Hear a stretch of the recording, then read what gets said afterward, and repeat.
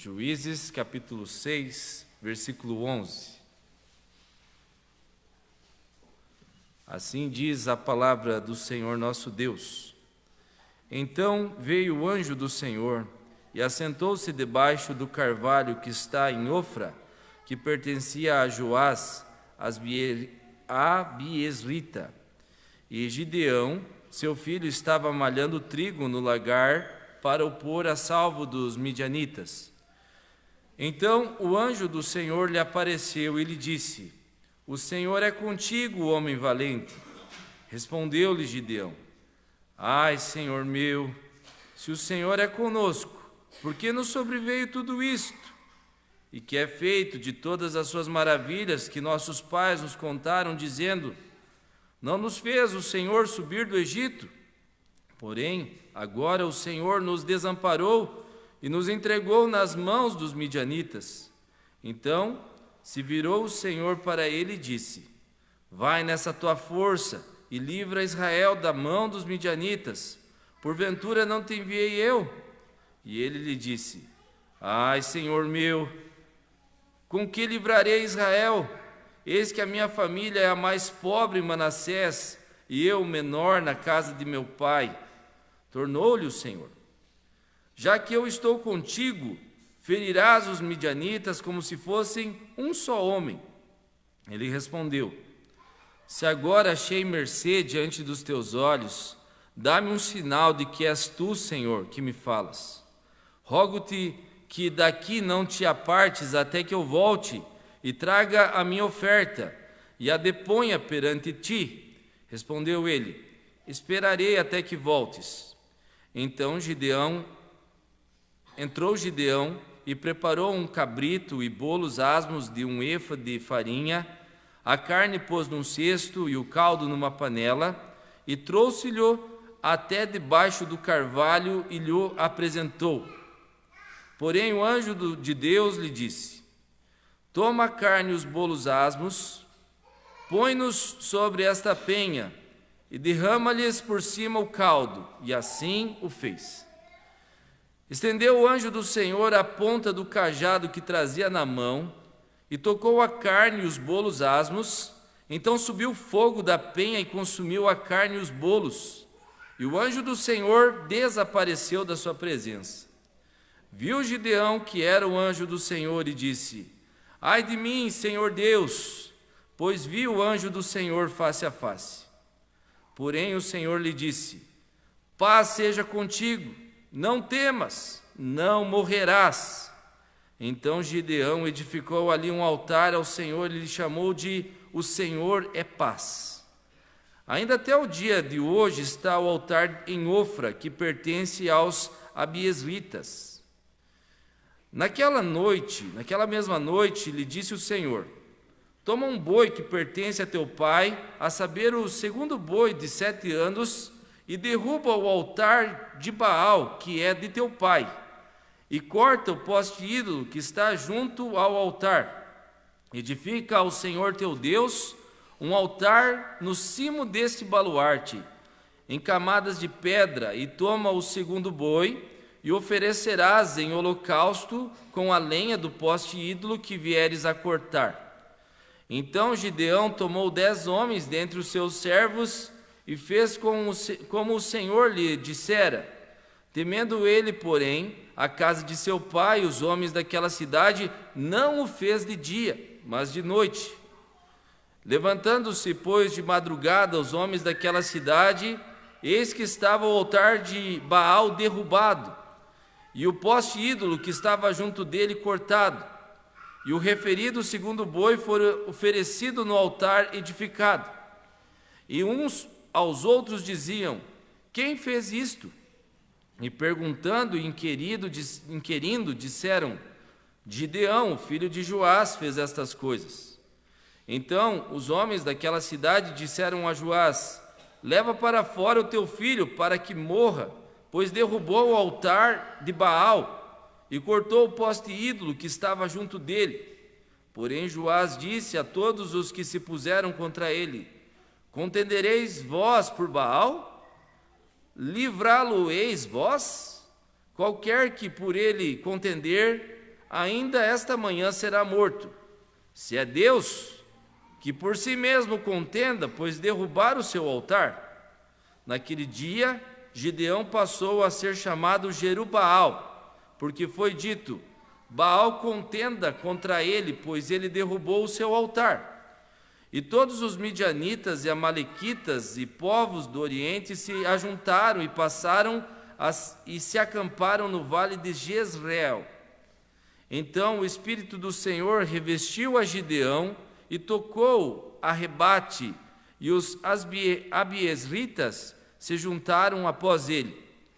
Enviou mensageiros por toda a tribo de Manassés, que também foi convocada para o seguir. Enviou ainda mensageiros a Aser e a Zebulon e a Naftali, e saíram para encontrar-se com ele. Disse Gideão a Deus: Se has de livrar a Israel por meu intermédio, como disseste, eis que eu porei uma porção de lã na eira. Se o orvalho estiver somente nela, e seca a terra ao redor, então conhecerei que has de livrar Israel por meu intermédio, como disseste. E assim sucedeu, porque ao outro dia se levantou de madrugada, e apertando a lã do orvalho, dela espremeu uma taça cheia de água. Disse mais Gideão: Não se acenda contra mim a tua ira, se ainda falar só esta vez. Rogo-te que mais esta vez faça eu a prova com a lã, que só a lã esteja seca, e na terra ao redor haja orvalho. E Deus assim o fez naquela noite, pois só a lã estava seca, e sobre a terra ao redor havia orvalho. Vamos fazer uma oração pedindo que Deus abençoe esta pregação? Senhor Deus, muito obrigado, porque o Senhor tem falado pela sua palavra ao longo das gerações, e nós somos, mais uma vez, agraciados por podermos ouvir as tuas palavras. Como será bom, Deus, quando a gente aprender a ouvir as tuas palavras constantemente e ter o desejo de querer saber mais do Senhor a cada dia e não nos separarmos do livro da tua palavra, do teu evangelho, pois é por ele que nós encontramos vida e vida em abundância. Como foi falado anteriormente, só o Senhor Jesus tem as palavras de vida eterna. E nós queremos aprender a amar as tuas palavras, porque as tuas palavras, Senhor, e o Senhor são a mesma coisa. O Senhor Jesus é o Verbo, a palavra que se fez carne e habitou entre nós. E agora essa palavra que nós ouvimos é o próprio Senhor Jesus nos ensinando, e nós queremos aprender de ti, Senhor. Em nome de Jesus, amém. Lá onde nós fomos essa semana, eu, o Alberto, o Gabriel, a Leonice, a Jéssica, estou esquecendo de alguém? A Cleci. Nós fomos a um congresso lá em São Paulo, na Igreja Presbiteriana de Pinheiros. E nós voltamos e nós recebemos muitas palavras abençoadas lá. Mas no final de toda a programação, o pastor da igreja, o pastor Arival, chamou à frente uma senhora. Eu não lembro o nome dela, vocês lembram como é que era o nome dela? Algum de vocês lembra ou não? É a médica? Não? Eu não lembro. Eu sei que ela é médica. Mas eu sei também que ela tem 80 anos. E ela trabalha nos avanços missionários da Igreja Presbiteriana de Pinheiros. Então, onde tem um avanço missionário, que as pessoas vão lá falar de Jesus, ela vai com uma equipe de médicos e eles dão assistência às pessoas daquela região. Tem lugares que nem os missionários têm acesso, por exemplo, a Cracolândia e outros lugares da periferia de São Paulo, que não tem como um missionário, um evangelista ir até lá pela periculosidade, mas ela vai. Ela e a sua equipe vão e ela atende das pessoas lá dando o primeiro passo para a entrada do evangelho naqueles lugares de risco. Uma mulher de 80 anos, me chamou muita atenção isso, que ela estava disposta a usar dos seus talentos. E ela disse assim: ore para que mais médicos, dentistas possam ser chamados a fazer esse trabalho de levar a palavra de Jesus a locais que às vezes nem a igreja tem acesso. Mas é interessante você perceber que nesses locais é muito difícil para pessoas comuns do dia a dia acessarem, porque muitas vezes nós temos temores. As nossas experiências, aquilo que nós vemos nos programas de televisão, programas policiais, aquilo que nós escutamos nas rádios, através também de programas policiais, às vezes nos fazem criar no nosso coração um medo. Talvez você já foi assaltado por alguém. Talvez você já tenha passado por algum tipo de trauma que te trouxe medo, uma doença que alguém atravessou na sua vida, na vida da sua família, e aquilo te traz lembranças difíceis de serem encaradas. E aí vem o medo de você assumir responsabilidades. Às vezes você já tentou cumprir uma missão dentro do povo de Deus, tentou se envolver com as coisas do Senhor, a fim de trabalhar pela causa do Senhor, mas acabou encontrando barreiras, acabou encontrando dificuldades. E agora você tem temor, você tem medo de se envolver novamente. Agora você quer que outros ocupem o teu lugar. Você quer deixar isso para trás. É mais ou menos assim que Deus achou Gideão. Deus achou Gideão num lugar onde não se moía trigo, um lagar de uvas, onde se fazia vinho. E por que ele estava lá naquele lagar para fazer vinho? Porque ele temia ser visto. Ele não queria que os midianitas vissem que ele estava lá, porque a sua família já tinha passado por dificuldades muito terríveis com aquele povo que estava agora ocupando aquela região onde estava a tribo de Manassés, Naftali, Zebulon, essas tribos. Seus irmãos foram mortos por esses midianitas. Então, como aquele desenho animado, Procurando Nemo. Lembra do Nemo? Alguém já assistiu aqui Procurando Nemo ou não? Sim. O pai do Nemo tem muito medo que o Nemo saia daquela vegetação que eles moram. Por quê? Porque a senhora esposa do pai do Nemo havia sido levada embora por alguma coisa que eu não lembro agora. Mas o medo fazia com que ele não deixasse o filho ir a lugar nenhum. O medo exercia o controle sobre aquele peixe palhaço. Muitas vezes o medo e a covardia, derivados de coisas que aconteceram na nossa vida, sejam traumas, sejam dificuldades, nos paralisa. Nós temos momentos na nossa vida que nós passamos por sofrimentos extremos. E esses sofrimentos extremos e situações de grande pressão nos fazem temer pelo amanhã. A gente teme, se a gente estiver lá naquela posição, o que vai acontecer com a minha vida? E era assim que Gideão estava se comportando. Mas agora Deus veio conversar com Gideão e veio chamá-lo para trabalhar na vida do povo de Israel. Um outro fator pelo qual Israel era temeroso e Gideão também era temeroso é porque a sua casa era idólatra. Seu pai tinha dentro da sua casa, do pátio da sua casa, um poste ídolo dedicado a Baal. Baal era o deus daquela região que se dizia o deus da fertilidade. Era o deus que dava as chuvas. Era o deus que dava a condição de terem colheitas. Na cabeça daquelas pessoas, influenciadas por um povo chamado amorreu, eles começaram a deixar de adorar a Deus. E era muitas vezes isso que acontecia com os israelitas. Eles começavam a olhar os outros povos que não adoravam a Deus, e eles viam que aqueles povos se divertiam nos seus cultos.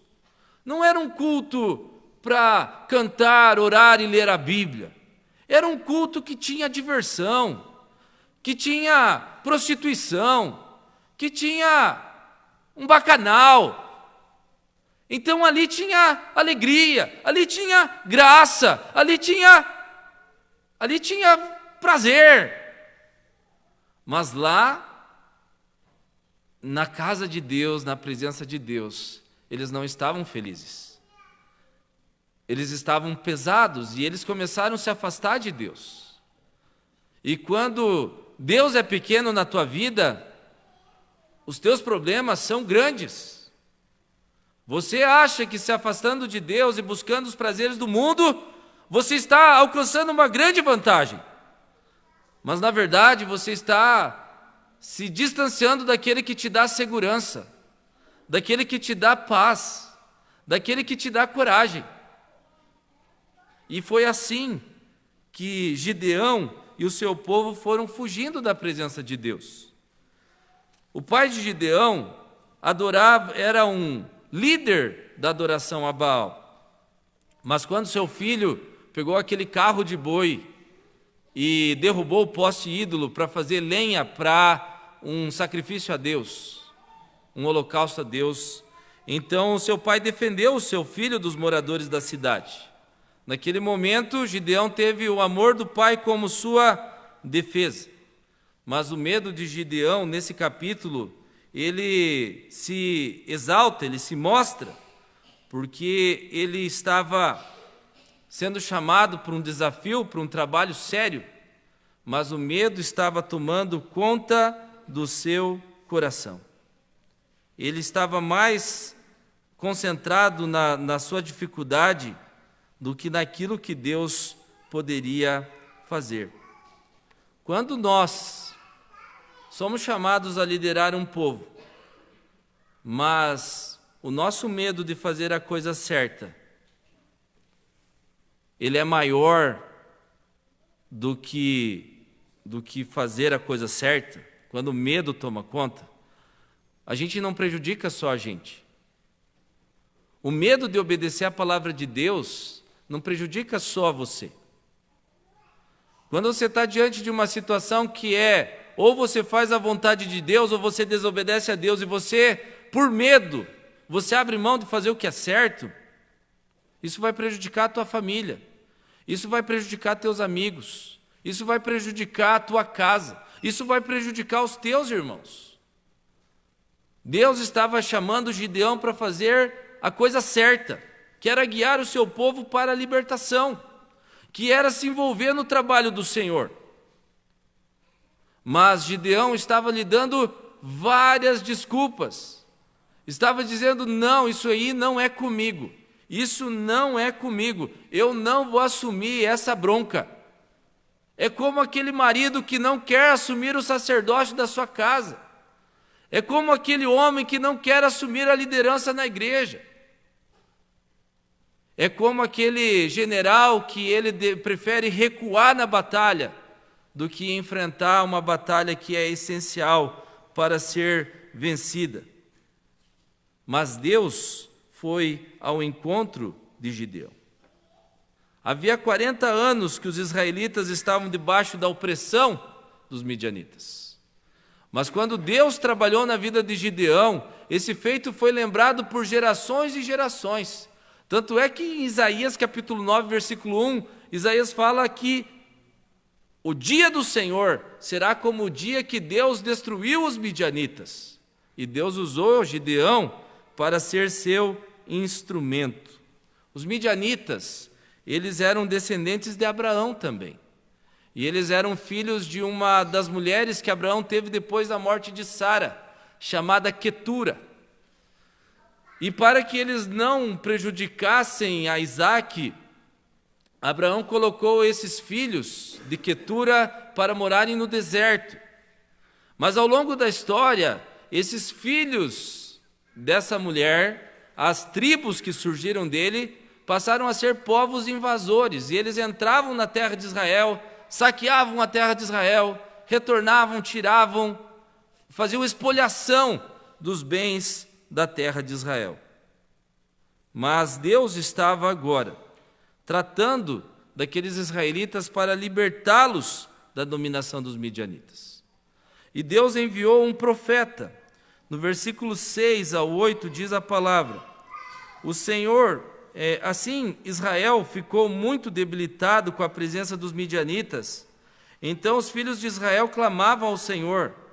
Tendo os filhos de Israel clamado ao Senhor por causa dos midianitas, o Senhor lhes enviou um profeta que lhes disse: assim diz o Senhor, Deus de Israel: eu é que vos fiz subir do Egito e vos tirei da casa da servidão e vos livrei das mãos dos egípcios. No versículo 10 ele diz: eu sou o Senhor vosso Deus, não temais os deuses dos amorreus, em cuja terras habitais. E então ele fala que ele vai trazer o livramento. Deus traz o livramento pela palavra.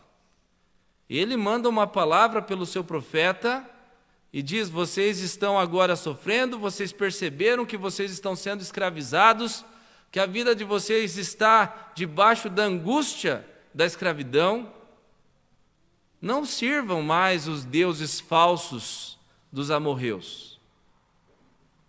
Eu vou renovar a minha aliança com vocês.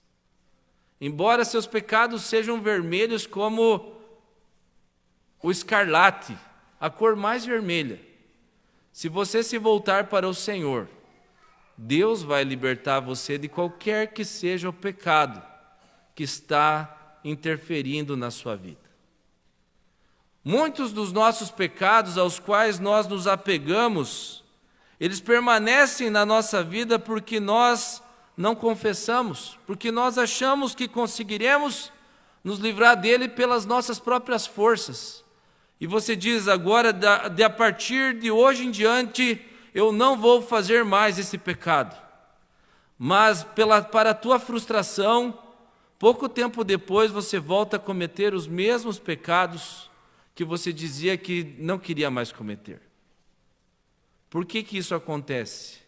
Por causa da falta do Evangelho. O Evangelho é a palavra que liberta. E conhecereis a verdade, e a verdade vos libertará. Se conhecer o Filho, verdadeiramente sereis livres. Antes de Deus libertar aquele povo, Deus mandou um profeta e disse para eles assim: eu sou o Deus que tirou vocês da terra da servidão, e mais uma vez, eu estou aqui para tirar vocês da prisão. Não importa o que você tem feito, o que você tem pecado, o sangue de Jesus foi derramado para libertar você desse pecado. Jesus pode tirar você da escravidão, daquilo que está dominando o seu coração. Jesus pode tirar o medo daquilo que você tem para fazer.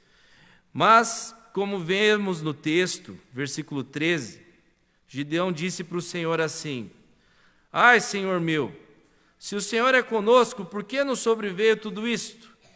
E que é feito de todas as tuas maravilhas que nossos pais nos contaram, dizendo: não nos fizesse o Senhor subir do Egito, porém agora o Senhor nos desamparou e nos entregou nas mãos dos midianitas. O que Gideão está fazendo aqui?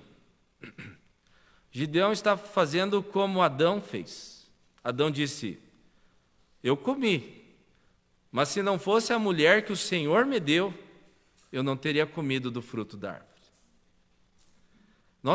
Nós somos especialistas em jogarmos a culpa da nossa situação e dos nossos erros em Deus. É como aquela mulher que estava passando por um problema muito grave por causa de um erro que ela tinha cometido, e ela disse: eu não sei como é que Deus deixou eu chegar nessa situação. Deus não poderia ter deixado eu chegar até aqui. E Gideão estava falando a mesma coisa para Deus. Deus, o Senhor não falou que ia cuidar de nós, que ia livrar a gente, que ia proteger a gente. E agora olha como é que a gente está. A gente está aqui debaixo da opressão. Está no meio da escravidão de novo, Senhor. Ele faz uma crítica, mas ele esquece que eles abandonaram o Deus que por 40 anos tinha dado paz a eles. Uma geração anterior, Baraque e Débora, deram livramento de Israel do domínio de um outro povo, mas os israelitas esqueceram disso. Nós esquecemos do que Deus faz na nossa história. E nós começamos a dizer, Deus, a situação está assim por causa... O Senhor não está presente. O que aconteceu? O Senhor não está perto de mim. Por que o Senhor está deixando acontecer isso na minha vida? Mas você não percebe que é você que virou as costas para Deus. Não foi Deus que virou as costas para você. Você que disse, eu não quero buscar o Senhor. Você que quis buscar os seus próprios interesses. Então, no versículo 15, nós vemos, ele disse, ai, Senhor meu, com que livrarei Israel? Eis que a minha família é a mais pobre em Manassés, e eu o menor na casa de meu pai. Outra coisa que Gideão falou para tentar se recusar a servir ao Senhor é, minha família é pobre, eu não tenho recurso. Mas é engraçado que aquela família que ele diz ser pobre é uma família que detém influência religiosa sobre as outras famílias. Existe um poste ídolo na casa deles. E quando aquele pessoal se levantou para matar Gideão, porque ele tinha derrubado o poste ídolo, o pai de Gideão disse, não, se alguém se levantar para matar Gideão aqui, é hoje que ele morre. Que o Baal, que se diz Deus, que ele faça vingança por ele. O que isso mostra? Uma família pobre, mas que influencia religiosamente os outros, e que quando o filho daquela família foi ameaçado, o pai diz, venha que eu dou um jeito em vocês. Não é uma família tão pobre assim. Não é uma família sem tanta influência assim, na verdade tem muita influência. Mas ele tentou dizer, não eu, Senhor, eu tenho muita dificuldade, eu tenho problema. De fato ele tinha problema, mas não era o problema que ele alegava ter. Então Gideão pediu uma série de provas. Se o Senhor é Deus, me espere aqui, eu vou voltar aqui com a minha oferta ao Senhor, e vou entregar ao Senhor. Então, o anjo da aliança, o anjo do Senhor, que é uma expressão para o Filho de Deus, a segunda pessoa da Trindade, que depois se encarnou e é Jesus Cristo, tocou com um cajado naquela oferta, e aquela oferta queimou. Queimou, foi totalmente consumida. E depois, Gideão pediu que molhe todo o terreno, mas não molhe a lã. Deus fez. Depois, que molhe a lã, mas que não molhe o terreno. Assim também Deus fez, e encharcou a ponto de um copo de água ser cheio com aquele pano molhado. Deus não estava provando que nós devemos ficar tentando a Deus com as nossas pegadinhas. Ah, Deus, se o Senhor quer me usar, faça um sinal ali na rua, coloque um carro da cor vermelha ali para eu ver se eu devo servir o Senhor. Se o Senhor quer que eu sirva o Senhor, então me apareça hoje de noite num sonho. Se o Senhor quer que eu sirva o Senhor, então faça alguma coisa que seja inesquecível para mim. Deus não tornou positiva essa prática. Deus não quer que você haja assim. Deus estava ajudando Gideão apesar de toda a sua falta de fé. E é isso que Deus está nos mostrando, irmãos. Nós temos a palavra de Deus, nós não precisamos de sinais e maravilhas para seguirmos ao Senhor. Deus quer que você faça o que tem que fazer por causa da palavra de Deus. Mas Gideão, mesmo sendo medroso, Tanto é que quando ele obedeceu a Deus, no momento que ele obedeceu a Deus, que ele foi derrubar o poste ídolo que tinha na casa do seu pai, ele foi à noite com 10 homens escondido, pegou lá e derrubou o altar, mas escondido, por causa do medo.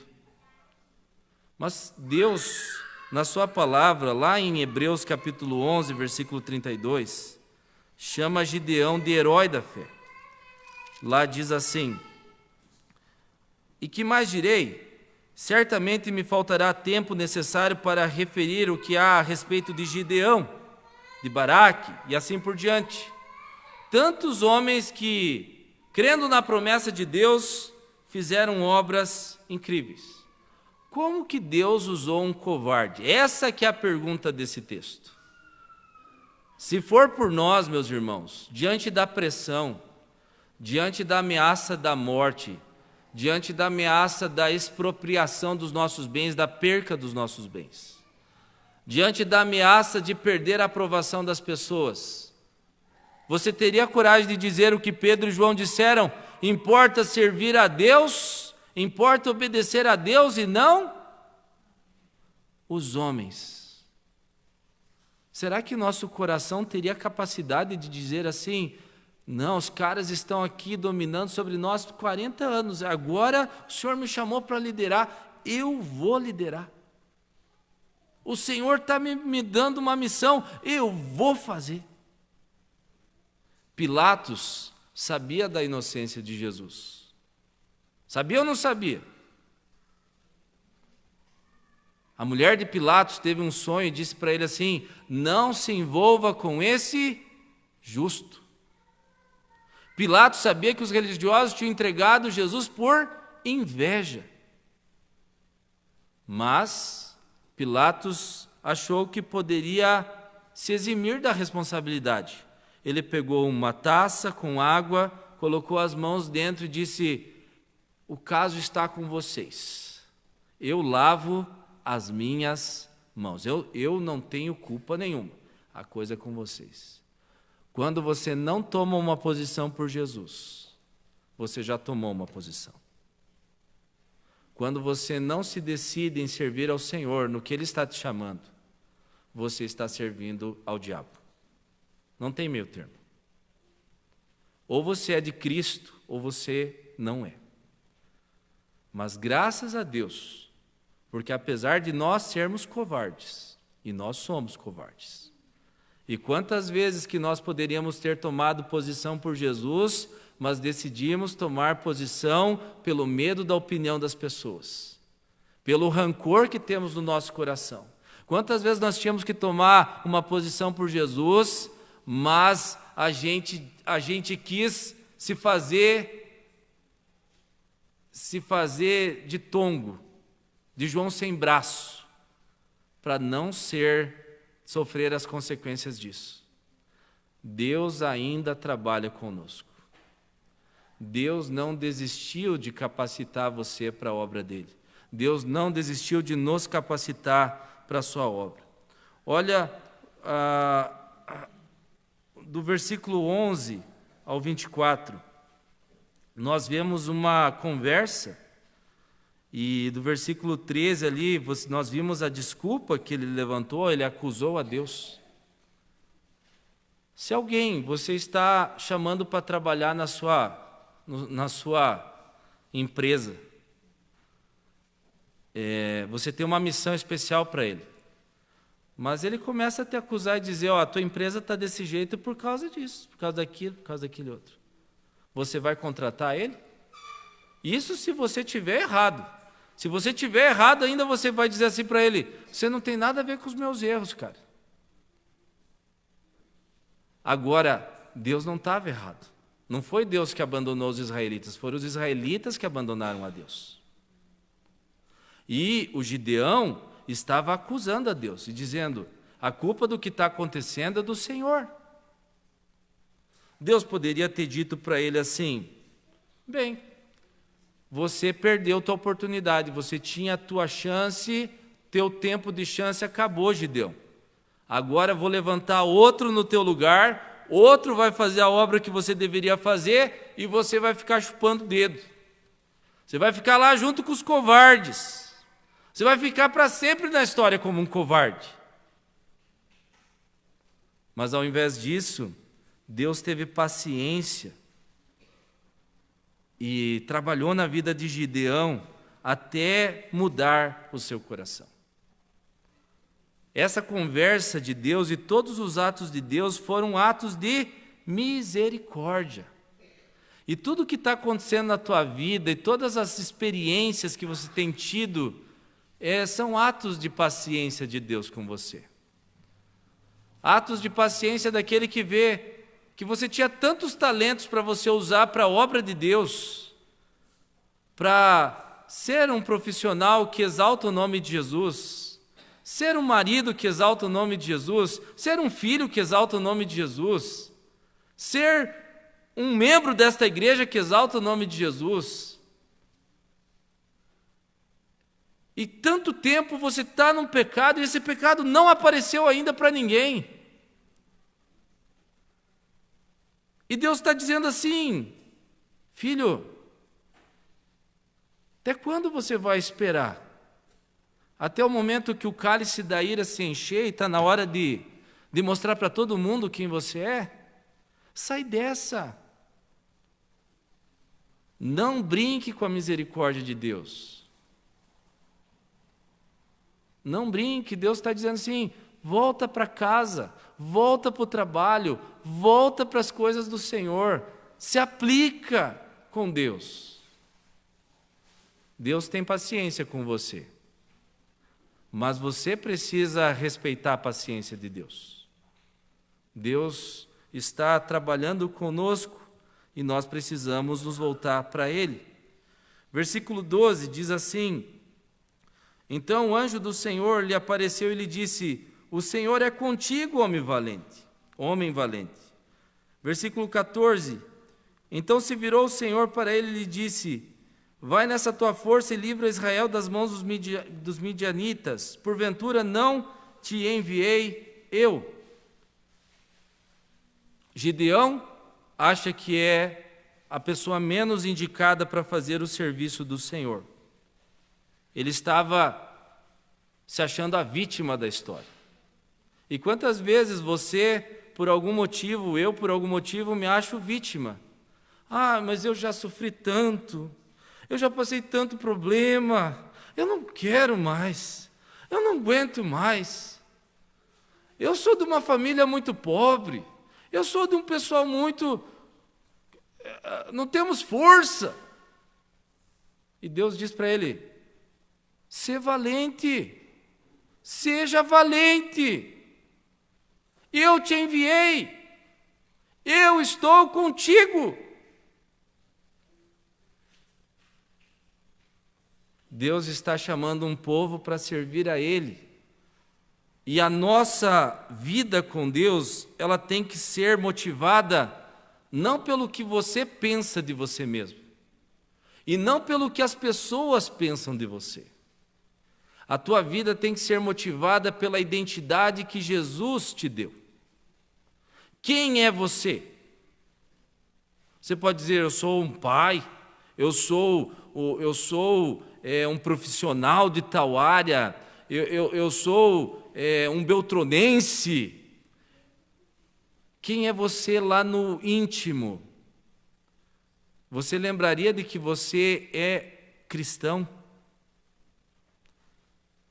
De que você é filho de Deus?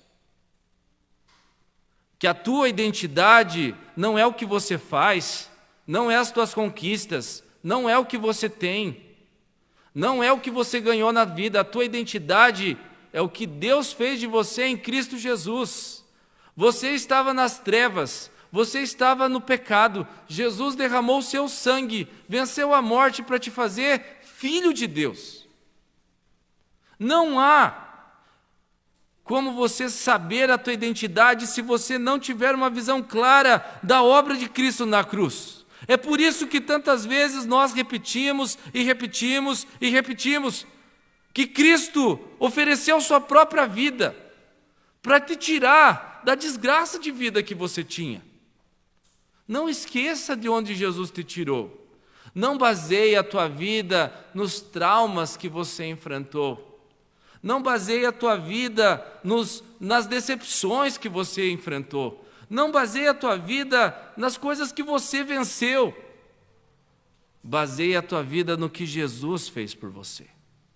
Que você é amado, que você é escolhido, que você foi separado, que você foi comprado pelo sangue de Jesus, que Jesus submeteu-se à maldição do teu pecado, para que você não fosse amaldiçoado na cruz. Ser valente, ser valente. Deus nos chama a sermos valentes. Valentes para Ele, e não na tua força, na força de Deus, na força de Deus. Versículo 16, tornou-lhe o Senhor, já que eu estou contigo, ferirás os midianitas como se fossem um só homem. Qual era a garantia de que Gideão venceria com 300 homens contra mais de 120 mil homens, os midianitas? Quando eles subiram, os 300, depois de um processo de seleção, subiram ao monte e viram no vale, a Bíblia diz que os midianitas eram como gafanhotos que se espalhavam por aquele vale. Imagine um exército que você vai aqui, passa Itapejara, e você vai descer ali para aquele trevo que vai para Vista Alegre ou para São João, e você vê toda aquela panela assim, todo aquele vale. Pense aquilo, lá onde o meteoro caiu lá. Aí você vê toda aquela região tomada de soldados, de exército, e nós estamos aqui em 300 contra um vale, tomado de exércitos, de espadas, equipados com cavalos, carruagens, escudos, lanças. E Deus diz para você: porque eu estou contigo, você vai destruí-los como se eles fossem um só homem. O problema, meus irmãos, não estão nas dificuldades que nós temos na nossa frente para servir a Deus. O problema está em nossa dependência de Jesus, como aquele que vai conosco. Jesus disse na grande comissão, Ele diz: eis que estou convosco até a consumação dos séculos. Ele nunca vai te abandonar. Nada pode te separar do amor de Deus. Aqueles que o Pai me dá, de modo algum eu os lançarei fora. Jesus disse isso. Jesus disse: vocês não são órfãos, eu estou dando a vocês o Espírito Santo da promessa. Você não está sozinho. Ele é o Consolador, todos os dias Ele está com você. Você tem livre acesso ao trono da graça, pela oração na presença de Deus. O problema é que muitas vezes o Espírito Santo, nós queremos que Ele seja presente, mas não o presidente da nossa vida. O problema é que muitas vezes nós sabemos que Deus está presente em todo lugar ao mesmo tempo, mas nós não queremos que Deus esteja presente na nossa vida. E esse é o grande problema. Se você está com Deus, você está com a maioria. Não tem ninguém no universo que é maior do que Deus. Nem todos os planetas e estrelas, nem todas as galáxias e aglomerados de galáxias são superiores a Deus e o poder de Deus. Fiquei sabendo que o Sol é verde, e que eu só vejo o Sol assim vermelho por causa da camada que reveste a Terra. Isso muda. Aquilo é porque é tipo um atômico, e aquilo fica explodindo. Se você for numa usina atômica, vai mostrar ser uma coisa parecida com o verde. Aquilo está sempre em explosão, em combustão. Deus é superior a tudo. a tudo que existe. E se você está com Deus, você não está sozinho. Ainda que eu ande pelo vale da sombra da morte, de modo algum temerei, porque tu estás comigo. Sê valente, sê valente. Deus está com você. Deus jamais te abandonará. Deus guarda a tua entrada e a tua saída. Deus é o teu socorro presente na angústia. Deus é o teu refúgio. Deus é a tua torre de vigia. Deus cuida de nós e nós precisamos confiar nele. Precisamos nos voltar para ele.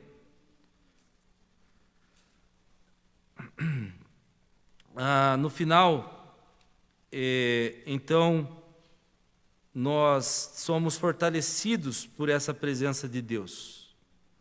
É Deus que destrói e fortalece Gideão para fazer todas as suas atividades, destruir o poste ídolo, convocar o exército. Deus vai com você. Quando Pedro estava lá com Jesus e viu Jesus andando sobre as águas, Pedro disse: Senhor, permite-me ir contigo, Senhor. E Jesus disse: então venha. E Pedro começou a caminhar sobre as águas e seus olhos estavam fixos em Jesus.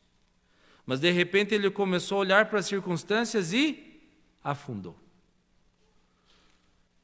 Meus irmãos, essa vida de dependência de Deus, ela precisa ser contínua. Não pode ser conexão interrompida. Para, desconecta, volta, desconecta, volta. Deus está fortalecendo você em todos os passos. Uma atitude de obediência que você faz para Deus nunca poderá ser executada com êxito se Deus não a capacitar. Filipenses diz assim: desenvolvei a vossa salvação, mas também diz, é Ele quem efetua em vós tanto o querer como o realizar. Você vai servir a Deus no teu trabalho, você vai servir a Deus na tua família, você vai servir a Deus na igreja, você vai servir a Deus em qualquer lugar que seja, mas quem é que vai te capacitar? É Deus. E recebereis poder ao descer sobre vós o Espírito Santo, e sereis minhas testemunhas na Judéia, Samaria e até os confins da terra. Ninguém faz nada sem dependência de Deus. Jesus disse: sem mim nada podeis fazer. Se você acha que vai conseguir alguma coisa sem Deus, meu irmão, não vai. E quem acha que conseguiu alguma coisa sem Deus, está mergulhado no orgulho e está cego. Por isso que você não precisa temer se Deus te coloca uma tarefa diante dos teus olhos. Aprenda com os teus erros. Recomeça. Quantas vezes nós temos que recomeçar? Você não lembra quando você aprendeu a caminhar, mas quantas vezes você caiu tentando caminhar pelas primeiras vezes? Quando você estava tentando gatinhar, quantas vezes você caiu? Minha filha mais nova foi caminhar com 2 anos e 4 meses. Eu me lembro como se fosse hoje, o dia que ela saiu da geladeira da casa que nós estávamos passando férias e ela foi para uma outra cadeira. Deus está com você. E é Ele que fortalece teus passos. É Ele que muda a tua história. Você teme que você não consegue viver para Deus, mas Deus está dizendo, seja valente, eu estou com você. Deus vai fazer a obra que nós não conseguimos fazer sozinho. Por isso, meus irmãos, por pior que seja a situação, o Senhor nunca deixa de agir na história do seu povo. Não sei o que você está passando, Não sei o que você está carregando no seu coração, mas Deus não deixou de agir na tua vida. Deus não deixou de trabalhar com você. Você está em crise, você está com problemas, você está mal. Deus está trabalhando na tua vida nesse momento. Nós precisamos lembrar de que para que você fosse feito filho de Deus, foi necessário que Jesus pagasse pelo seu pecado. Jesus derramou o seu sangue para tirar você de um filho do diabo e transformá-lo num filho de Deus. Deus deu o seu filho para tirar você de uma vida de inimigo na vida de um filho. Você é filho, você foi regenerado, nasceu de novo, você foi achado, você é o filho que Deus cuida, é o filho que Deus ama, é o filho que foi perdoado, é o filho que o Pai abraça. Você foi liberto da escravidão dos teus pecados, você foi redimido. Volte teus olhos para Deus. Volte teus olhos para aquilo que Deus quer mostrar para você através dessa palavra. Não dirija a tua vida baseado nas experiências dos teus sofrimentos e das tuas mágoas. Dirija a tua vida baseado na Bíblia. Dirija a tua vida baseado no que Deus pensa sobre você. Ele é a maneira pela qual você pode ver a vida. Através dele a tua vida vai ter sentido, vai ter propósito. É através dele que você vai ser usado de maneira assombrosa, poderosa.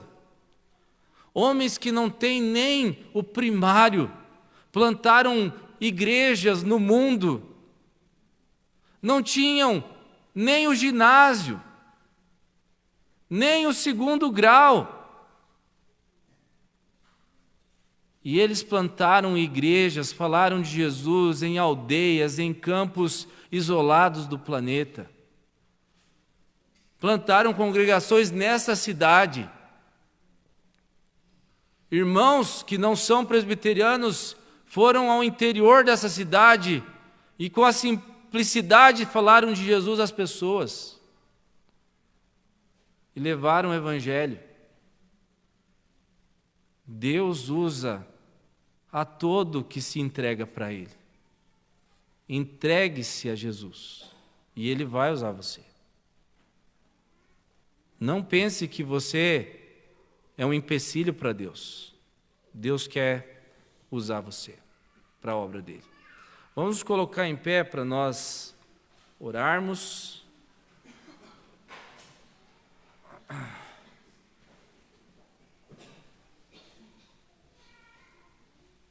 Ó Deus, nós entendemos por essa palavra que o Senhor é o Deus que age no seu povo.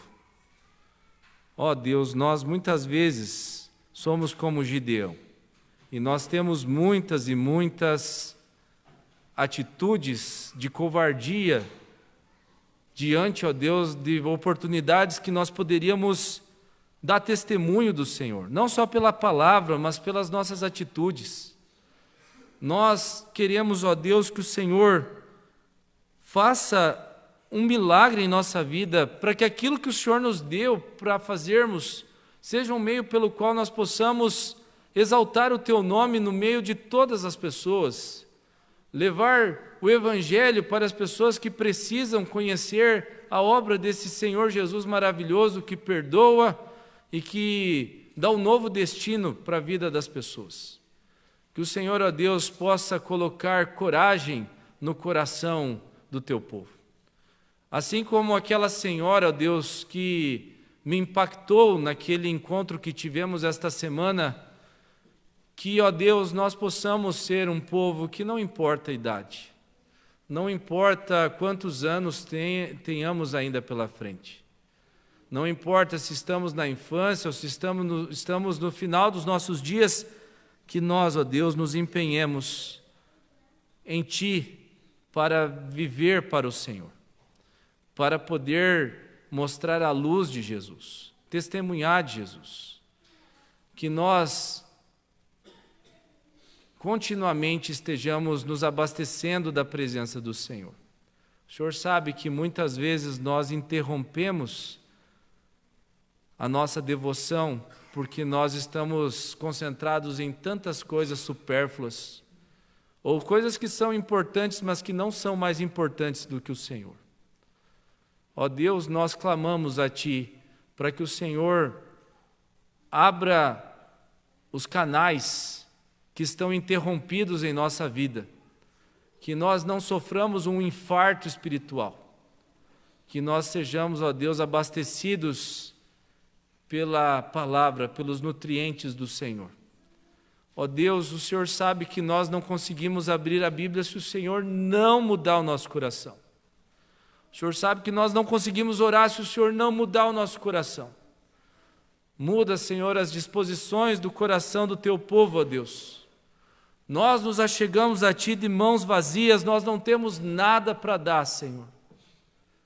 Mas agora nós vimos que o Senhor é presente, que o Senhor nos chamou e que o Senhor é todo-poderoso e que o Senhor vai nos usar em nossas fraquezas.